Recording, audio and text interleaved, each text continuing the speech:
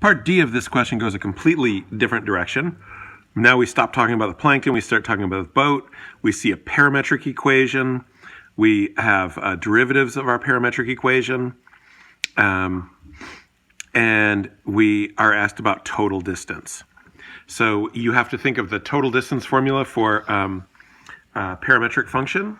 So that equation is that the distance is equal, total distance is the integral from A to B of the magnitude of the velocity vector. All right, and these are the components of the velocity vector. Since they're x prime and y prime, they're already velocities. So we just have to remember that for distance, we have to do the magnitude of the velocity. So what that means, and in terms of this problem, we're going over the interval 0 to 1. So let's go ahead and say it's the integral from 0 to 1.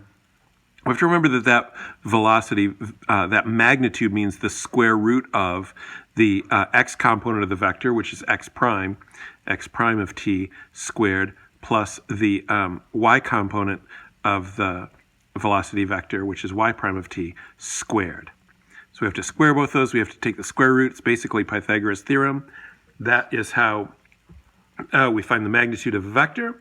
And the total distance is the integral of the magnitude. If they had asked us displacement instead of total distance, we would just not have the absolute value, and we would leave these. We wouldn't have square root. We wouldn't have squared. We would just put in the two components as a vector and integrate it as a vector.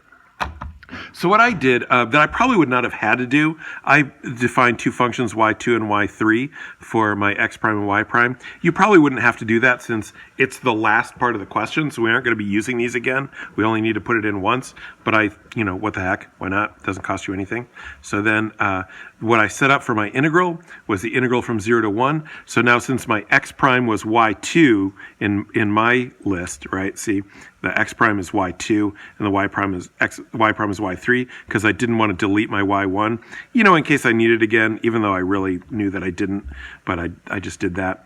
And then I have my squares, I have my square root, it's y2 and y3 are my x prime and y prime, and I get 757.455, and that is my result. 757.45, I guess it's 456 meters. So they don't specifically say anything about units here. They don't say you have to find the total distance and express the units, just because the units are obvious, they're meters, so there's nothing thought-provoking to do there. But it's not a bad idea to put the units on anyway, so I did, and that is part D.